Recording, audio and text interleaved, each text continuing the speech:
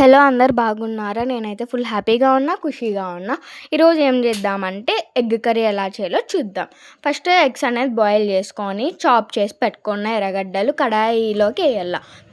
కడాయిలోకి వేయకోకుండా కొంచెం ఆయిల్ వేసి అది హీట్ ఎక్కినాక ఎర్రగడ్డలు, టమోటాలు, పచ్చిమిరపకాయలు, అల్లం వెల్లుల్లి పేస్ట్ వేసినాక అవి కొంచెం బాగా మగ్గినాక పసుపు, కారం వేసి బాగా మగ్గినాక లాస్ట్లో కొంచెం సాల్ట్ ఎక్కువ వేయకండి. స్టార్టింగ్లోనే సాల్ట్ వేసి ఇంకొక పక్కన కడాయి పెట్టుకొని ఆయిల్ వేసి దాంట్లో పసుపు, కారం వేయాలి. ఉప్పు వేయద్దండి.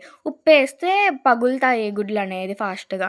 సో వేయకోకుండా జస్ట్ ఉప్పు, కారం వేసేసుకొని గుడ్లు 3 ఇట్లా కాట్లు పెట్టుకొని ఒక బ్రౌనిష్ షేడ్ వచ్చే వరకు బాగా వేయించిన తర్వాత అది పక్కన అలాగే పెట్టుకొని కొబ్బరి పౌడర్, వాటర్ వేసి బాగా కర్రీని మిక్స్ చేసుకోవాల. ఎందుకంటే గుడ్ల కర్రీ అంటేనే కొంచెం వాటర్ పులుసులాగా ఉంటే బాగుంటుంది. మళ్ళీ కొబ్బరి పొడి వేస్తే పక్కా మ్యాండేటరీగా ధనియాల పొడి కొంచెం వేయాల, ఎక్కువ వేయకూడదు. ఎందుకంటే కడుపులో మంట వేస్తుంది.